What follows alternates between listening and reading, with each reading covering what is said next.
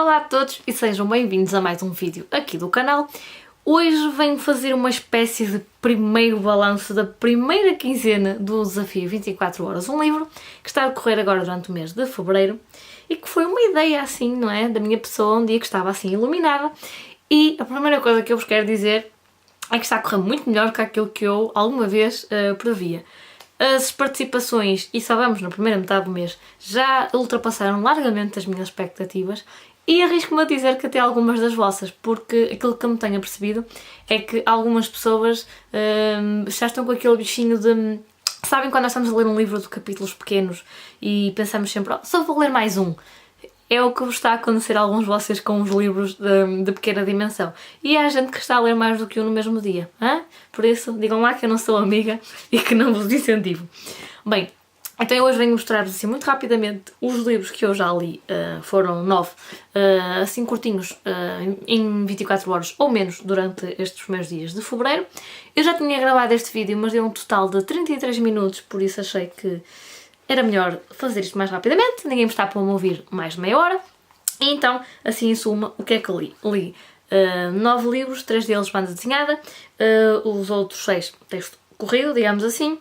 Curiosamente criei este projeto para ler os meus livros pequeninos da estante que estavam aí empancados há anos, mas quase todos estes não são meus, são das bibliotecas, são emprestados, e um deles até é releitura, portanto, se calhar o objetivo inicial não está lá muito bem atingido. Mas, enfim, o primeiro que eu vos vou falar, isto não tem ordem específica, antes que me esqueça, é o único que eu já não tenho aqui, porque era da biblioteca e eu devolvi, chama-se Os Teclados, é da Tiolinda Gerzão, e foi o único ao qual eu dei 2 estrelas, não gostei muito, porque não gostei do tema. Aquilo é muito relacionado com música, que não é uma área que eu domino de todo, que me interesse nada, e então gostei da escrita, mas o livro disse-me 0. Dei as 2 estrelas. Releitura, A Pérola, do Steinbeck, que eu li juntamente com a Cristina Luís do Link de Books e com o André. E a vantagem destas leituras, feitas num dia, num período de 24 horas, é que estamos todos mais ou menos, não é, no mesmo patamar, com a história muito presente, às vezes até praticamente na mesma página, e para discussões estes livros são ótimos. E este levanta uma série de questões e fiquei muito feliz até por ver isso, que alguns de vocês ou foram lê-lo pela primeira vez, ou foram relê-lo, tendo em conta que foi um daqueles que eu sugeri no meu vídeo com sugestões de livros para ler agora para este desafio. E é um livro que eu já não me lembrava de como ele era bom. Eu tinha dado 3 estrelas na primeira leitura e agora dei 4, porque já tenho outra idade e outra forma de ver as coisas. Li também este, sim, era meu, estava por ler ali nas estante há anos, o Crónicas do Sul, do Luís Sepúlveda. Já vos disse que gosto muito do Sepúlveda. Eu, se fosse escritora, gostava de escrever como ele, mas este é um livro de crónicas, daí o nome, sobre a altura do Pinochet. Por isso, o Luís Sepúlveda, além de escritor, é um ativista político. Por isso, estas crónicas têm uma conotação muito política. Quando eu digo política, não é partidária. E ele não poupa críticas, ele não tem papas na língua, mas lá está, é preciso quererem saber um bocadinho mais sobre o Chile. É tudo muito ligeiro, mas pronto, nem qualquer pessoa está para esse género de leituras. Um livro que eu também fiz leitura conjunta foi Uma Velha e o Seu Gato, que é a primeira história, e A História dos Dois Cães, que é a segunda história deste livro, da Doris Lessing, que eu li com a Emma num sábado. E curiosamente demoramos mais tempo, falamos nós mais sobre as 2 histórias do que propriamente o que demoramos a lê-las, porque são histórias pequeninas, mas com tanta coisa para debater que eu aconselho muito. Todos estes livros têm uma opinião assim mais ou menos resumida no meu Instagram, por isso podem ir lá falarmos sobre isto, se assim o entenderem. Ontem, dia 13, li O Morreste-me, do José Luís Peixoto. Se não estou em erro, foi o primeiro livro publicado pelo José Luís Peixoto. É um livro, como o próprio título indica, sobre o luto. O José Luís Peixoto escreveu após a morte do pai. É um livro que eu acho que dirá certamente alguma coisa a cada um de vocês, porque todos nós já passamos pelo luto. Nem toda a gente aprecia este livro por causa da escrita. No entanto, há pessoas que o adoram, que é um dos favoritos da sua vida, que tiveram que parar de o ler porque estava a ser muito devastador, e eu entendo. Era para ter lido também ontem, mas felizmente achei para hoje, e já vos vou explicar porquê. O Gratidão, do Oliver Sacks. O Oliver Sacks era neurologista E porquê é que eu fiz bem em não os ler juntos? Aquele se era sobre a questão da morte do pai do Gélios Peixoto, este aqui é sobre a própria proximidade da morte do Oliver Sacks, que quando estava com 80 e poucos, para além da questão da idade, também descobre que está com um cancro no fígado e que os médicos dão poucos meses de vida. São, portanto, 4 ensaios sobre isso mesmo, o fim da vida, o aproximar do fim da vida, quando a pessoa tem essa consciência, que já teria pela idade, mas também quando lhe dizem explicitamente o senhor não vai viver muito tempo, e a forma como ele lida com isso e aquilo que ele diz em tão poucas páginas é muito bom. A Cristina tinha feito um vídeo, a Cristina Luís foi ela que me emprestou este livro, e ela tinha feito um vídeo onde dizia que estava a ser muito egoísta, mas precisava de falar com alguém sobre este livro. E hoje vamos falar sobre isto, Cristina, já te mandei mensagem, porque é um livro pequeno, mas que tem tudo lá no sítio. É aquilo que eu digo, o tamanho nem sempre quer dizer nada, não é necessariamente um calhamaço aquele que mais nos diz. Para além destes, que têm mensagens muito importantes, como vocês já perceberam, eu li 3 bandas desenhadas que também têm as suas grandes morais da história, como se costuma dizer. Não sei muito bem porque é que este trouxe. Foi aquela coisa de olhar e vai este. E que bem que eu fiz.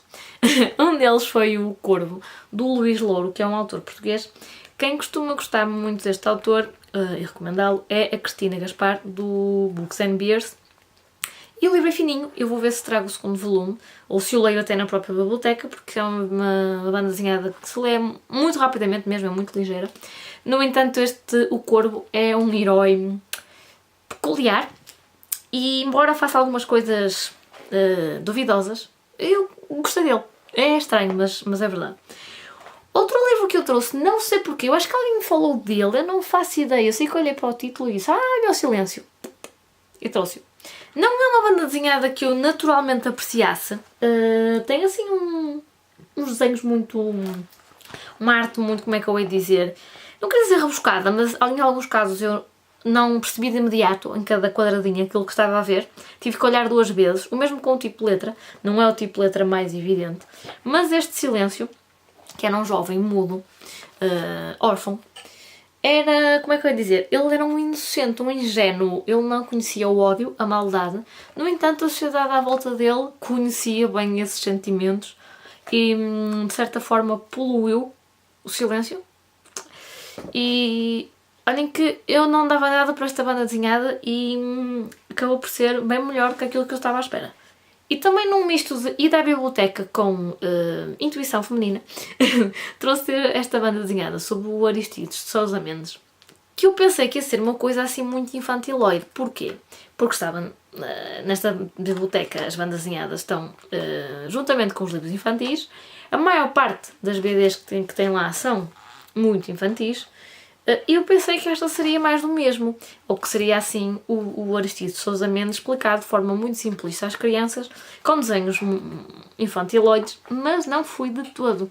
Esta BD, apesar de ter 32 páginas, que parece pouco, ela até demora um bom bocado a ser lida, porque ela é muito densa. Ela tem imensos diálogos, tem muitos quadradinhos por página, não faço ideia qual é o termo técnico. Eu sou muito verde nisto das bandas desenhadas e fiquei a saber muito mais que aquilo que sabia inicialmente sobre o Aristides de Sousa Mendes. Claro que eu sabia que ele tinha sido cônsul, que graças a ele milhares de pessoas tinham sobrevivido, ou pelo menos conseguido fugir numa primeira fase ao Holocausto e essas questões todas, mas eu não sabia uma série de questões sobre a vida dele, sobre o antes, sobre o durante e sobre o após.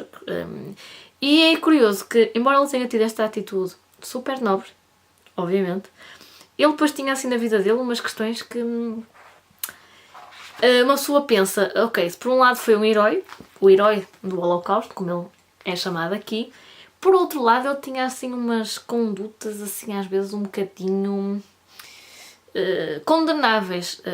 O adultério, por exemplo, era uma delas, mas deixo para vocês lerem, porque foi uma surpresa muito agradável. Eu fui a esta biblioteca com a Babi, do canal Café com Bolachas e Chocolate, e ela trouxe sobre o Humberto Delgado. Espero sinceramente que ela goste tanto como eu gostei deste.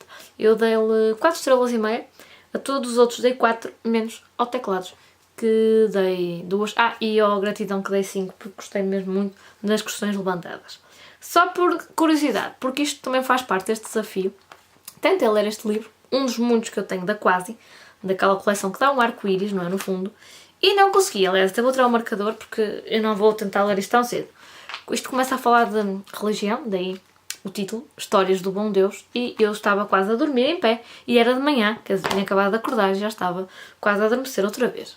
Mas enfim. Assim, muito rapidamente, o que é que de certeza que eu vou ler na próxima quinzena?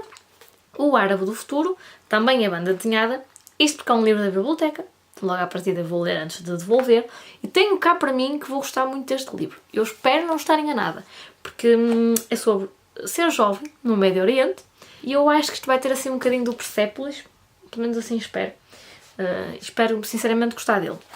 Um outro que eu vou ler de certeza é Uma Gata, um Homem e Duas Mulheres, porque já combinei lê-lo amanhã com a Emma, que nós compramos as duas este livro há pouco tempo, e a desculpa para o comprarmos foi que íamos lê-lo rapidamente. Este e o da Doris Lessing, que já está lido, portanto, acho que sim. Tem outros dois que eu gostava de ler. Este, da Herta Müller, hoje preferia não me ter encontrado, porque ele é da biblioteca, mas não sei se isso vai acontecer, porque ele, apesar de ter cerca de 200 páginas, ele tem uma sensação que não é muito simples, mas, ok, se não for num dia, vou ler em 2 ou 3, olha o que calhar, vou tentar pelo menos. E o Precious, que eu estava aqui a folhear o livro sem vos mostrar. Eu tentei ver o filme uma vez, mas deu-me um nojo que eu não consegui. Por isso, se eu não conseguir ler este, não é certamente pelo tamanho, que ele tem 180 páginas. É precisamente pelo tema. Talvez releia Os da Minha Rua, do Onjaki, porque cheguei à conclusão que não leio quase nada de literatura africana. E já não me lembro desse, só sei que gostei. E pronto, hei de tentar, acho. Talvez tente o Pinóquio, só porque não é muito grande. Talvez tente também, por uma segunda vez, ler o Ninguém Escreve ao Coronel, do Gabriel Garcia Marques, que eu já estava a ler este livro há muito tempo. Depois desisti, não faço ideia porquê. É daquelas coisas que uma pessoa não sabe porque é que parou de ler, mas enfim.